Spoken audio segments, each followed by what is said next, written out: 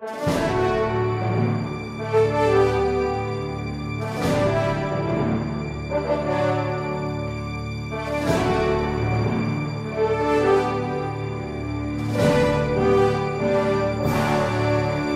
resposta católica de hoje, gostaríamos de responder qual é a diferença entre a Bíblia católica e a Bíblia dos evangélicos protestantes. A diferença, já para responder logo no início, está no Antigo Testamento. Ou seja, o Novo Testamento é idêntico, tanto para a Igreja Católica como para os evangélicos. Nós temos 27 livros, começa no Evangelho de Mateus, termina em Apocalipse. Então, trata-se da mesma Bíblia no Novo Testamento. O Antigo Testamento, porém, existe uma diferença na lista dos livros. Ou seja, o termo técnico que nós usamos para dizer lista de livros da Bíblia é cânon. O cânon da Bíblia é diferente. Por quê? Porque nós, católicos, temos 46 livros no Antigo Testamento, enquanto os evangélicos protestantes têm somente 39 livros, isso quer dizer que faltam 7 livros. Quem são esses 7 livros? Então vamos dar para você a lista dos 7 livros que estão faltando. É o livro de Tobias, Judite, Sabedoria, Baruque, Eclesiástico, também chamado de Sirácida, o livro de Sirac, Jesus ben Sirac, e os 2 Macabeus, Macabeus 1 e Macabeus 2. São 7 livros. Além disso, faltam alguns fragmentos, algumas partes do livro de Esther e de Daniel.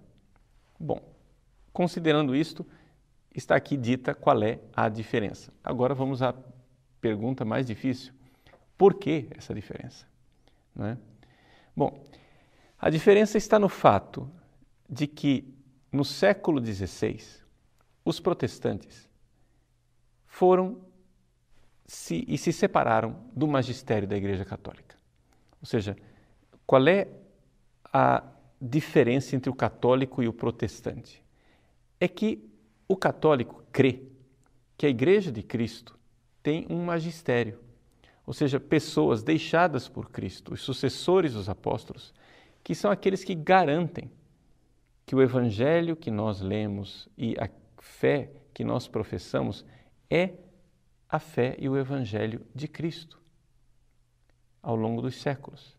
Enquanto os evangélicos protestantes acham que a igreja se corrompeu e nós vamos ter que voltar à igreja de Cristo, à igreja primitiva, através de uma espécie de esforço arqueológico.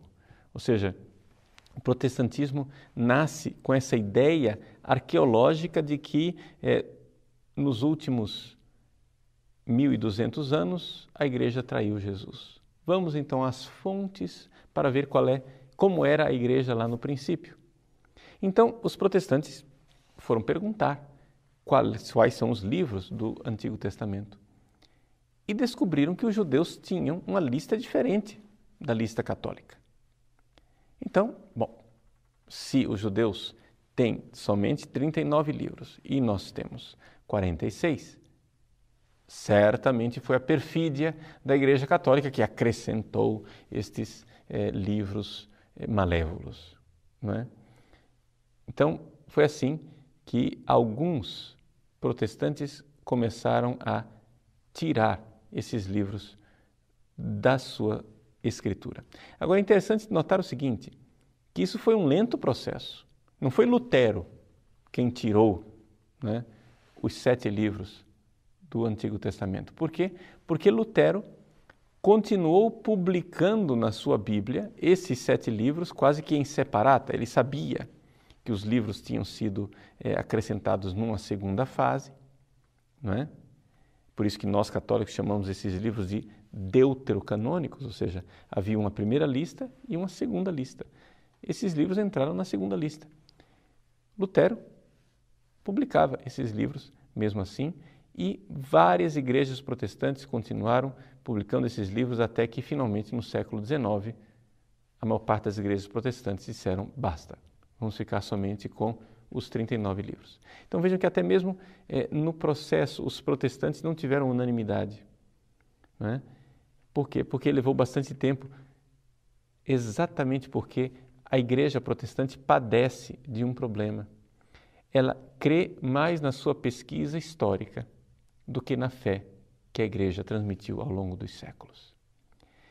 E exatamente aqui está a fragilidade da eclesiologia protestante. Ou seja, o protestantismo nasceu como a religião da Bíblia, a religião de um livro, né? A sola scriptura.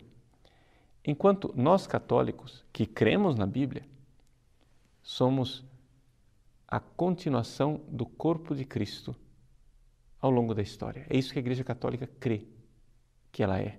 Ou seja, a Igreja é o corpo de Cristo. E nós somos Igreja, nós cremos na fé da Igreja. E é a fé da Igreja quem nos dá a Bíblia de presente. Essa é a grande diferença entre o católico e o protestante. Vamos, então, olhar um pouco para a origem histórica dessas duas listas. Vejam só, o Antigo Testamento, que foi escrito originalmente em hebraico, eu tenho aqui, né, a Bíblia hebraica, né, que na verdade se abre ao contrário, se abre aqui atrás, né, porque se escreve de trás para frente. Então, está escrito aqui, Torá, Neviim, Vaketuvim. É a Torá, os profetas e os escritos. São as três partes da Bíblia hebraica, que hoje em dia se abrevia dizendo Tanakh. Ta de Torá, Nak de Neviim, Na de Neviim e Ka de Ketuvim. Tanakh. Essas três partes. Bom, a Tanakh, ela teve um processo lento de canonização. A lista dos livros foi fixada aos poucos. De tal forma que a Torá, os 5 primeiros livros da Bíblia, o Pentateuco, foi a primeira coisa que foi fixada. Logo depois, foi fixado os profetas, foram fixados os profetas. E somente num período posterior é que se fechou o cânon dos escritos. Então veja aqui a diferença que existe entre a Bíblia católica e a Bíblia judaica ou protestante está exatamente nos escritos. A Torá é a mesma. Os profetas são os mesmos. São os escritos que são diferentes. Por quê? Porque esta última fase da Bíblia não estava ainda canonizada, ou seja, não estava fechada a lista na época de Jesus e dos apóstolos. O que nós temos é o seguinte: os judeus, na época de Jesus, ainda tinham um grande debate a respeito de quais eram os livros sagrados. Os saduceus, por exemplo, só acreditavam na Torá, os 5 primeiros livros. Os fariseus acreditavam nos profetas e nos escritos e tinham a convicção de que a inspiração dos escritos ainda não estava concluída. Ou seja, o processo das Sagradas Escrituras não estava ainda fechado. Foi assim que então Jesus veio ao mundo e os profetas e os apóstolos começaram a pregar o Evangelho. Quando os apóstolos foram pregar o Evangelho, eles tiveram que pregar o Evangelho não somente ali, na Terra Santa, onde Jesus havia pregado. Eles tiveram que ir pelo mundo inteiro, ir pelo mundo inteiro e pregar o Evangelho a toda criatura. Ora, o mundo inteiro daquela época falava basicamente o grego, né? O grego era o inglês da época, por assim dizer. Havia outras línguas, mas era a língua do comércio, né? O grego era a língua que as pessoas utilizavam nos vários países. Então, os apóstolos começaram a pregar o Evangelho em grego. Mas a Bíblia estava escrita em hebraico. Bom, então os apóstolos foram e pegaram uma tradução grega da Bíblia, que é o que nós chamamos de Septuaginta, a tradução dos 70, que é uma tradução que tinha sido feita em Alexandria ainda antes de Cristo. Acontece que esta tradução dos 70 possui nela esses 7 livros a mais. E nós então vemos que os apóstolos utilizavam esta tradução. Não é difícil um biblista sério estudar e enxergar que muitíssimas vezes no Novo Testamento, quando se cita o Antigo Testamento, o texto que é utilizado é o texto dos 70, da Septuaginta. Existe coincidência, né? Por exemplo, quando São Mateus diz que eis que uma virgem conceberá e dará à luz a um filho. É um texto de Isaías. Se você for ver na Tanakh, na Bíblia hebraica, não se fala de virgem. Eis que uma jovem, uma moça, conceberá e dará à luz um filho. Essa palavra moça podia ser interpretada tanto como juventude como com virgindade. O que é que fizeram os 70? Traduziram como uma virgem. E Mateus cita assim. Mateus cita dizendo uma virgem, com a tradução dos 70. Quer dizer, os apóstolos usavam essa tradução. E é assim que, então, a igreja, desde o início, usa esta tradução dos 70. O fato é que houve um conflito entre os cristãos, a igreja de Cristo, e os judeus. Os judeus começaram a ver que os cristãos estavam pregando de uma outra forma, de uma forma diferente daquilo que eles costumavam crer, e então houve a, digamos, excomunhão dos cristãos da sinagoga. Com esta excomunhão, isso levou os judeus a uma necessidade de estabelecer qual era a lista dos livros, de fechar o cânon. Então foi mais ou menos no final do século I que os judeus resolveram fechar o cânon e excluir aqueles livros a mais que estavam na Septuaginta. Mas isso foi um processo posterior a Jesus, um século depois de Jesus. Portanto, os protestantes, ao aceitarem o cânon dos judeus, na verdade, está aceitando a autoridade dos rabinos judaicos depois de Cristo e não antes de Cristo. Por quê? Porque os apóstolos, com tranquilidade, pregavam o evangelho a partir da Septuaginta. Poderíamos aqui colocar para você uma outra série de argumentações com relação a esse cânon das Sagradas Escrituras. O que para nós católicos basta é o seguinte: quem define quais são os livros sagrados é a Igreja. Por quê? Porque foi esta mesma Igreja quem definiu os 27 livros do Novo Testamento. A pergunta é, por que os protestantes aceitam a autoridade da Igreja que definiu os 27 livros do Novo Testamento, mas não aceita a autoridade da mesma Igreja que definiu os 46 do Antigo? Não tem lógica nenhuma. Ora, se você diz, eu não aceito a autoridade do magistério que definiu os 46 do Antigo Testamento, por que razão você aceita os 27? Baseado em quê? Em que argumentos? Em que autoridade? Em que pressuposto histórico?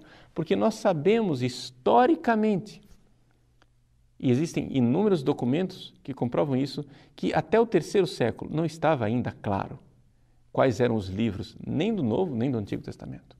Haviam várias listas circulando. Você vê, por exemplo, as controvérsias que houve entre Marcião e a Igreja, entre os gnósticos e a Igreja. Os gnósticos queriam colocar mais livros, Marcião queria colocar menos livros. Foi somente no final do terceiro século que a coisa apaziguou. Então, a lista que nós temos hoje dos livros da Bíblia, os 46 do Antigo e os 27 do Novo, essa lista ela já estava estabelecida e tranquila na época de Santo Agostinho. O primeiro concílio que nós temos, que fala com toda clareza desta lista dos 72 livros da Bíblia, é o Concílio de Hipona, feito por Santo Agostinho. Santo Agostinho coloca essa lista, que é a lista que nós temos hoje. Infelizmente, os atos desse Concílio de Hipona não chegaram até nós. Mas quase contemporâneo a Santo Agostinho, nós temos o Decretum Damasi, ou seja, o decreto de São Damaso. Você pode encontrar isso no Denzinger Schönmetzer, no número 179, né? Em que houve um sínodo em Roma e no final do século IV, então, o Papa Dámaso estabelece a lista exata que nós temos hoje. Se você quiser mais alguma documentação a esse respeito, você pode olhar o Catecismo da Igreja Católica, que é talvez um documento mais acessível para você. No número 120 do Catecismo, você tem a lista dos livros do Antigo e do Novo Testamento, que são para nós canônicos. Os 72 ou 73 livros da Bíblia, conforme você una ou não Jeremias e Lamentações. Pois bem, estes são os livros canônicos. Aqui no Catecismo você encontra na nota número 119, né,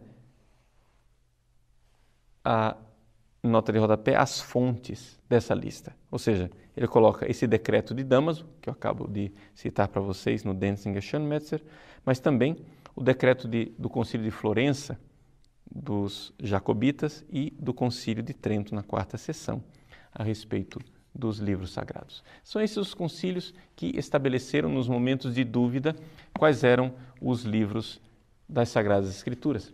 E é por isso que a Igreja Católica crê na fé dos apóstolos e na fé transmitida na Igreja durante os séculos. Nós não somos a religião de um livro, somos a religião de uma pessoa, Jesus Cristo.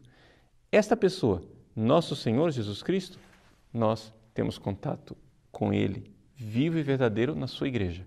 A mesma Igreja que celebra os mesmos sacramentos, que tem a mesma fé, que crê nas mesmas Escrituras e que está debaixo do mesmo governo eclesiástico do Santo Padre e dos bispos em comunhão com Ele.